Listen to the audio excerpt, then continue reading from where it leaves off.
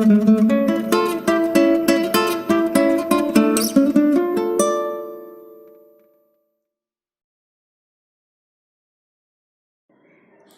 ভিডিওতে আমরা ডিএনএর বেসিক স্ট্রাকচার, ডিএনএর ফিজিক্যাল স্ট্রাকচার এগুলো সম্বন্ধে পড়েছিলাম। আজকে আমরা আরএনএ কাকে বলে, আরএনএর বিভিন্ন টাইপস এবং তাদের কী কাজ এগুলো সম্বন্ধে পড়ব। আমরা জানি যে ডিএনএ এবং আরএনএ এই দুটো নিয়ে হচ্ছে নিউক্লিক অ্যাসিড গঠিত। ডিএনএর নাম হচ্ছে ডিঅক্সিরাইবোনিউক্লিক অ্যাসিড এবং আরএনএর নাম হচ্ছে রাইবোনিউক্লিক অ্যাসিড। আমরা ডিএনএ সম্বন্ধে কি পড়েছিলাম, যে একটা কোষে মেন জেনেটিক মেটেরিয়াল হিসেবে কাজ করে হচ্ছে ডিএনএ। এই ডিএনএর বেসিক স্ট্রাকচার এবং বিজ্ঞানী ওয়াটসন এবং ক্রিক প্রদত্ত ডিএনএর ডবল হেলিক্যাল স্ট্রাকচার সম্বন্ধে আমরা আগের ভিডিওতে পড়েছি। আজকের ভিডিওতে আমরা আরএনএ সম্বন্ধে পড়ব। তাহলে ডিএনএ থেকে উৎপন্ন যে একতন্ত্রী নিউক্লিক অ্যাসিডটা প্রোটিন সংশ্লেষ নিয়ন্ত্রণ করে, সেই একতন্ত্রী নিউক্লিক অ্যাসিডটাকে বলা হচ্ছে আরএনএ। যে পদ্ধতিতে এই আরএনএটা উৎপন্ন হচ্ছে ডিএনএ থেকে, সেই পদ্ধতিটাকে বলা হচ্ছে ট্রান্সক্রিপশন। এবার আমরা আরএনএর প্রকারভেদ সম্বন্ধে পড়ব। তো আরএনএকে মেনলি দুভাগে ভাগ করা যায়, একটা হচ্ছে জেনেটিক আরএনএ এবং আরেকটা হচ্ছে নন জেনেটিক আরএনএ। জেনেটিক আরএনএ, দেখো নামটা শুনেই বোঝা যাচ্ছে যে যখন আরএনএটা জেনেটিক পদার্থ হিসেবে কাজ করবে। কখন কাজ করবে না, যখন কোষের মধ্যে ডিএনএটা অনুপস্থিত থাকবে। কারণ আমরা তো জানি যে কোষের মধ্যে ডিএনএটাই মেন জেনেটিক পদার্থ হিসেবে কাজ করবে। তাহলে যখন ডিএনএটা থাকবে না, তখন এই আরএনএটা জেনেটিক পদার্থ হিসেবে কাজ করবে। তো কাকে বলা হচ্ছে না, যে আরএনএ নিজের প্রতিলিপিকরণে সক্ষম এবং জিনগত বৈশিষ্ট্যগুলোকে ধারণ এবং বংশানুক্রমে পরিবহন করে, যেটা কিন্তু অ্যাকচুয়ালি ডিএনএর কাজ ছিল। তো যে আরএনএটা এই কাজগুলো করছে তাকে বলা হচ্ছে জেনেটিক আরএনএ। কোথায় দেখতে পাওয়া যায় এই জেনেটিক আরএনএ? না, অধিকাংশ উদ্ভিদ ভাইরাস এবং কয়েকটি প্রাণী ভাইরাস যেমন ইনফ্লুয়েঞ্জা ভাইরাস, উদ্ভিদ ভাইরাসের মধ্যে টোবাকো মোজাইক ভাইরাস আছে, এগুলোর মধ্যে দেখতে পাওয়া যায় হচ্ছে জেনেটিক আরএনএ। এবার আমরা চলে আসি নন জেনেটিক আরএনএতে। নন জেনেটিক আরএনএটা কি না, বোঝা যাচ্ছে যে নন জেনেটিক অর্থাৎ জেনেটিক পদার্থ হিসেবে কাজ করছে না। কখন করবে না, না যখন কোষের মধ্যে ডিএনএটা উপস্থিত থাকবে তখন। তাহলে যে আরএনএ নিজের প্রতিলিপি গঠন করতে পারে না, সরাসরিভাবে বংশগত বৈশিষ্ট্যগুলো বহন করে না, তাকে বলা হচ্ছে নন জেনেটিক আরএনএ। এর কাজ কি না, প্রোটিন সংশ্লেষ পদ্ধতিটা নিয়ন্ত্রণ করা হচ্ছে এই নন জেনেটিক আরএনএর কাজ। তো এই নন জেনেটিক আরএনএর উদাহরণ কি কি? একটা হচ্ছে মেসেঞ্জার আরএনএ বা এমআরএনএ, টিআরএনএ বা ট্রান্সফার আরএনএ, আর একটা হচ্ছে রাইবোজোমাল আরএনএ বা আরআরএনএ। এরপর আমরা প্রত্যেকটা আরএনএ সম্বন্ধে ডিটেলসে আসবো। তো প্রথমে আসি এমআরএনএ সম্বন্ধে। এমআরএনএ কাকে বলে না, এই যে দেখতে পাচ্ছ একটা কোষ, কোষের মধ্যে নিউক্লিয়াস, নিউক্লিয়াসের মধ্যে দেখো অন্য কালি দিয়ে এঁকেছি, এটা হচ্ছে ডিএনএ। তো আমরা জানি কোষের মধ্যে জেনেটিক পদার্থ হিসেবে কাজ করে ডিএনএ। তো ডিএনএতে উপস্থিত জেনেটিক বার্তাটাকে যে বিশেষ আরএনএ সাইটোপ্লাজমে বহন করে নিয়ে আসে, এটা কোষ, কোষের বাইরে এখানটা হচ্ছে যে সাইটোপ্লাজম। তো এই জেনেটিক বার্তাকে এখান থেকে নিয়ে আসে সাইটোপ্লাজমে, দিয়ে কি করছে, যে আরএনএটা এখানে কোষাঙ্গাণু থাকে তো সাইটোপ্লাজমের মধ্যে, রাইবোজোম নামক কোষাঙ্গাণুর সঙ্গে যুক্ত হচ্ছে, দিয়ে কি করছে না প্রোটিন সংশ্লেষে সাহায্য করছে, তাকে বলা হচ্ছে এমআরএনএ। তাহলে আমরা একটু সংজ্ঞাকারে দেখে নিই কিভাবে বলবো এমআরএনএ। দেখতে পাচ্ছ যেটা বললাম সেটাই এখানে লেখা আছে, তোমরা একটু দেখে নাও। আমরা তো জানি যে ডিএনএটা দুটো তন্তু নিয়ে গঠিত। দেখো আমি সেই জন্য দুটো কালি দিয়ে বোঝাবার চেষ্টা করেছি তোমাদের। এবার ডিএনএ থেকে যখন আরএনএ সৃষ্টি হয় তখন যে কোনো একটা স্ট্র্যান্ড কাজে লাগে, দুটো স্ট্র্যান্ড লাগে না।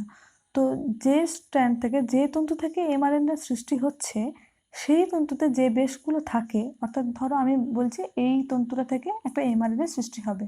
তো এই তন্তুতে যদি আমার এখানে বেশ থাকে এ, এখানে যদি থাকে টি, এখানে যদি থাকে জি, তাহলে এর বিপরীতে যে বেশগুলো এখানে নতুন যে এমআরএনএ সৃষ্টি হবে, এখানে এর সঙ্গে আমরা জানি কি A double bond T, G triple bond C, এইভাবে বেশগুলো পরস্পরের সাথে যুক্ত হয়। এটা কিন্তু ডিএনএর ক্ষেত্রে হবে, এটা কিন্তু ডিএনএর ক্ষেত্রে। আরএনএর ক্ষেত্রে কিন্তু এর সঙ্গে যুক্ত হবে ইউ আর জি এর সঙ্গে সি, এখানে 3টে বন্ডই থাকবে। তাহলে মেন পার্থক্যটা তোমাদেরকে বোঝাতে পারলাম। এখানে থাইমিনের পরিবর্তে এখানে হবে ইউরাসিল। তাহলে এখানে আমরা এর সঙ্গে টি না লিখে, এটা একটু ভালো করে খেয়াল করবে, এর সঙ্গে আমরা ইউ লিখব, টি এর সঙ্গে আমরা এ লিখব, ঠিক আছে? কারণ এটা তো ডিএনএর বেস, ডিএনএর মধ্যে যে বেসটা থাকবে এখানে টি থাকতেই পারে। এখানে শুধু খেয়াল রাখতে হবে এখানে টি হবে না, এই টি এর বদলে এখানে হবে ইউ। জি এর সঙ্গে সি যেমন থাকে সেরকমই থাকবে, কিন্তু এখানে শুধু থাইমিনটা হবে না, ইউরাসিল হবে, সেটা তোমাদের এখানে মাথায় রাখতে হবে। এমআরএনএ অণুর 1 নম্বর বৈশিষ্ট্যটা আমরা বুঝতে পারলাম।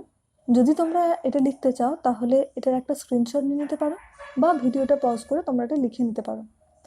এরপর আমরা চলে আসি 2 নম্বর পয়েন্টে। দেখো কি বলেছে, যে ইউক্যারিওটিক কোষের নিউক্লিয়াসে উৎপন্ন এমআরএনএটা সাইটোপ্লাজমে এসে প্রোটিন সংশ্লেষে সহায়তা করে।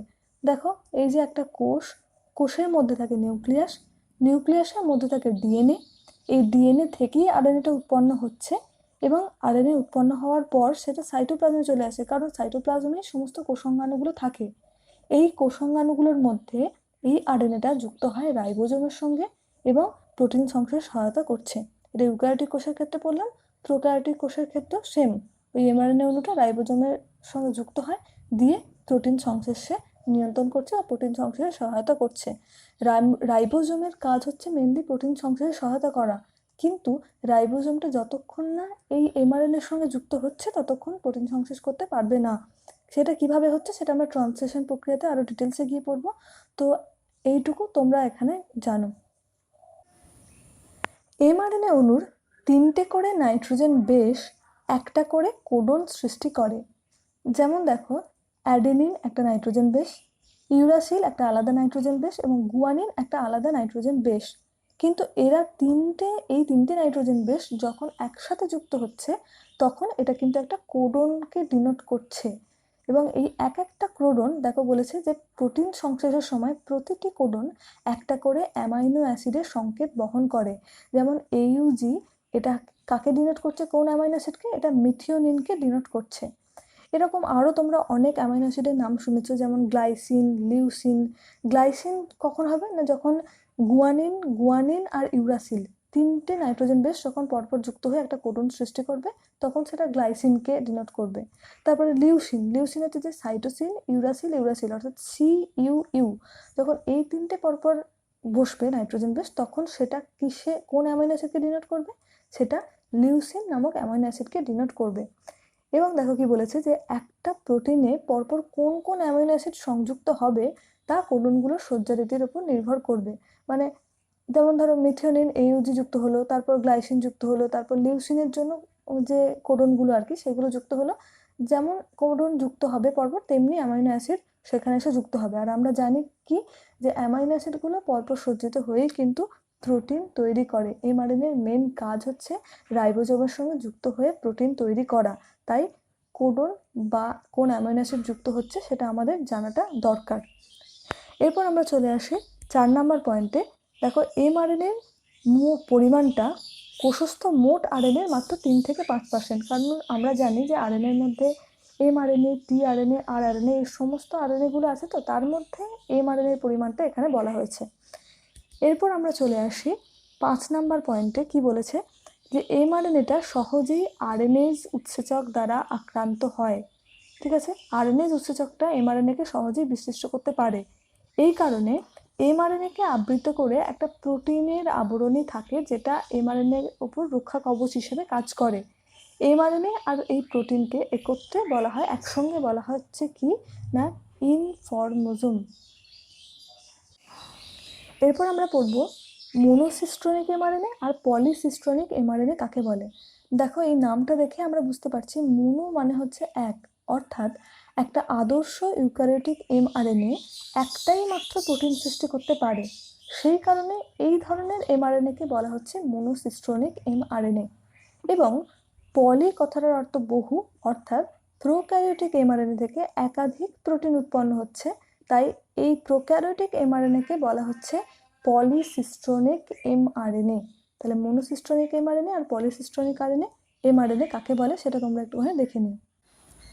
এমআরএনএ অণুটা যেহেতু রাইবোজোমের সঙ্গে যুক্ত হয়ে প্রোটিন সংশ্লেষে সহায়তা করে, সেজন্য এমআরএনএ অণুর গঠনটা কীরকম হয় সেটা আমাদের একটু জেনে নিতে হবে। তাই আমরা এখন একটা ইউক্যারিওটিক এমআরএনএ অণুর গঠন সম্বন্ধে পড়ব। তো দেখো, প্রথমেই বলি আরএনএটা হচ্ছে একতন্ত্রী, অর্থাৎ সিঙ্গল স্ট্র্যান্ডেড। এটা একদিকে 5 প্রান্ত এবং আর একদিকে থাকে 3 প্রাইম প্রান্ত। 5 প্রাইম প্রান্ত, একদিকে থাকে 3 প্রাইম প্রান্ত। কেন 5 প্রাইম থেকে 3 প্রাইম হয় সেটা আমি বলেছি, পরে রেপ্লিকেশন পড়ার সময় ওখানে আমি বুঝিয়ে দেব। তো তোমরা আপাতত জানো যে 5 প্রাইম প্রান্তে, এই এমআরএনএ অণুর 5 প্রাইম প্রান্তে কি হয় না, কয়েকটি মিথাইলযুক্ত বেস থাকে। এখানে কতগুলো মিথাইলযুক্ত বেস থাকে। এই অঞ্চলটাকে বলা হচ্ছে ক্যাপ অঞ্চল। এই ক্যাপ অঞ্চলের পরবর্তী অঞ্চলটা হচ্ছে নন কোডিং অঞ্চল 1। এখানে কি হয় না, এটা ক্যাপের ঠিক পরবর্তী অংশ এটা, এবং এখানে 10 থেকে 100টা নিউক্লিওটাইড এখানে থাকে। এই 10 থেকে 100টা নিউক্লিওটাইড নিয়ে এই নন কোডিং অঞ্চল 1টা গঠিত হয়েছে। এতটা পর্যন্ত প্রোটিন সংশ্লেষে সহায়তা করে না। এরপর আমরা চলে আসি প্রারম্ভিক কোডন। এটা নন কোডিং অঞ্চল 1-এর পরবর্তী অংশ। এই অংশটা, এই অংশে আর কি AUG নামক কোডনটা অবস্থান করে, যেটা যাকে প্রারম্ভিক কোডন বলা হয়। এই প্রারম্ভিক কোডনটা AUGটা মেথিওনিনকে ডিনোট করছে। এটা এখানে আসার পর তারপর এমআরএনএ অণুতে আর কি এই কোডনটা যখন আসবে, তারপর প্রোটিন সংশ্লেষ শুরু হবে। তাহলে নন কোডিং অঞ্চল 1-এর পরবর্তী অংশটা হচ্ছে প্রারম্ভিক কোডন। এই প্রারম্ভিক কোডনটা যখন প্রোটিন সংশ্লেষ শুরু হয়ে গেল, তারপর এবার শুরু হচ্ছে কোডিং অঞ্চল। তার পরবর্তী অংশটাকে বলা হচ্ছে কোডিং অঞ্চল। এই কোডিং অঞ্চলটা কি না, এই অঞ্চলের কোডনগুলো, এখানে যে সমস্ত কোডনগুলো থাকবে সেটা নিরবিচ্ছিন্নভাবে অ্যামাইনো অ্যাসিডগুলোকে শনাক্ত করবে, এবং এই এমআরএনএর এই কোডিং অঞ্চলটা যত বড় হবে, যত দীর্ঘ হবে, সেই স্থান থেকে, সেই অংশটা থেকে মানে উৎপন্ন প্রোটিনে অ্যামাইনো অ্যাসিডের সংখ্যাও তত বেশি হবে। কারণ এখানে তো শুধু অ্যামাইনো অ্যাসিডগুলো এসে বসবে, আমাদের প্রোটিন সংশ্লেষ প্রক্রিয়া শুরু হয়ে গেছে। এখানে শুধু প্রোটিন সংশ্লেষ প্রক্রিয়াটা চলতে থাকবে এই কোডিং অঞ্চলে। এরপর দেখো, কোডিং অঞ্চলের পরে কি হয় না, এখানে একটা সমাপ্তি কোডন থাকে। এই অংশে দেখতে পাচ্ছ সমাপ্তি কোডন। সমাপ্তি কোডন আবার 3টে কোডন মিলে সমাপ্তি কোডন ডিনোট করে। একটা হচ্ছে UAA, একটা UAG, আর একটা হচ্ছে UGA। এই 3টে কোডনের নাম তোমরা লিখে নিতে পারো। এই 3টে কোডনকে বলা হচ্ছে সমাপ্তি কোডন। এই 3টে কোডনের মধ্যে যে কোনো একটা যদি এই কোডিং অঞ্চলের পরে যদি এসে এখানে বসে, তাহলে কিন্তু প্রোটিন সংশ্লেষ প্রক্রিয়াটা বন্ধ হয়ে যাবে। তখন ওই কোডনটা ডিনোট করবে যে না, আর প্রোটিন সংশ্লেষ করা যাবে না, তখন প্রোটিন সংশ্লেষ প্রক্রিয়া বন্ধ হয়ে যাবে। তো এই গেল সমাপ্তি কোডন। সমাপ্তি কোডনের পরে দেখো নন কোডিং অঞ্চল 2। এই অঞ্চলে 50 থেকে 100টা নাইট্রোজেন বেস থাকে, যেটা প্রোটিন সংশ্লেষে অংশগ্রহণ করছে না, সেজন্যই বলেছে নন কোডিং অঞ্চল। তার নন কোডিং অঞ্চল এখানে 1 পড়েছিলাম, আর এটা হচ্ছে নন কোডিং অঞ্চল 2। এর পরবর্তী, অর্থাৎ নন কোডিং অঞ্চল 2-এর পরবর্তী অংশটা হচ্ছে পলি এ প্রান্ত। মানে এই এমআরএনএর সব থেকে শেষে 3 প্রাইম প্রান্তের দিকে কি হয়, 200 থেকে 250টা অ্যাডেনিন যুক্ত অঞ্চল থাকে, যাকে বলা হচ্ছে পলি এ প্রান্ত। পলি মানে বহু, অনেকগুলো অ্যাডেনিন পরপর যুক্ত হয়ে এই অংশটা গঠন করছে, সেজন্য এটাকে বলা হচ্ছে পলি এ প্রান্ত। তাহলে এই পুরোটা হচ্ছে একটা ইউক্যারিওটিক এমআরএনএর গঠন। আমরা এমআরএনএর গঠন সম্পর্কে পড়েছি। এবার আমরা এমআরএনএর কাজ সম্বন্ধে পড়ব। আমরা জানি যে রাইবোজোমটা দুটো অর্ধ একক বা দুটো উপ একক নিয়ে গঠিত। একটা ছোট উপ একক আর একটা হচ্ছে বড় উপ একক। তো এমআরএনএর উপস্থিতিতে এই রাইবোজোমের দুটো অর্ধ একক বা দুটো উপ একক কিন্তু যুক্ত হয়। এবং আরেকটা টার্ম পড়বো, দেখো পলিরাইবোজোম বা পলিজোম কাকে বলে। এটা থেকে কিন্তু শর্ট কোশ্চেন আসে। তো কাকে বলে, দেখো নামটা শুনেই বুঝতে পারছি, পলি কথার অর্থ হচ্ছে বহু, এবং রাইবোজোম একটা কোষাঙ্গাণু, সেটা তো আমরা জানি। তাহলে এই যে রাইবোজোমগুলো যারা যুক্ত হলো, তারা এমআরএনএ বরাবর পরপর সজ্জিত হলে, পরপর যদি অবস্থান করে, তখন এই সবগুলো রাইবোজোমকে, অনেকগুলো রাইবোজোমকে একসঙ্গে বলা হচ্ছে কি না পলিরাইবোজোম বা পলিজোম হলো। এরপর আমরা 3 নম্বর পয়েন্টে চলে আসি, যে এমআরএনএ অণুটা কোডনগুলোর মাধ্যমে, ওই যে আমরা বলেছিলাম AUG, GAA, এই সমস্ত কোডনগুলো আমরা দেখেছিলাম এমআরএনএর মধ্যে অবস্থিত। তো এই কোডনগুলোর মাধ্যমে এমআরএনএটা কী করছে না, ডিএনএ অণু থেকে কী ধরনের প্রোটিন সংশ্লেষ হবে সেই বার্তাটাকে বহন করে আনছে। কারণ বার্তা বহন করছে, মেসেঞ্জার আরএনএ এর কাজটাই হচ্ছে, মেন কাজটাই হচ্ছে এটা। তাই বিজ্ঞানী জ্যাকব এবং মোনাড এই ধরনের আরএনএকে বার্তাবহ বা মেসেঞ্জার এমআরএনএ নামে অভিহিত করেছেন। তাহলে এই গেল এমআরএনএর কাজ।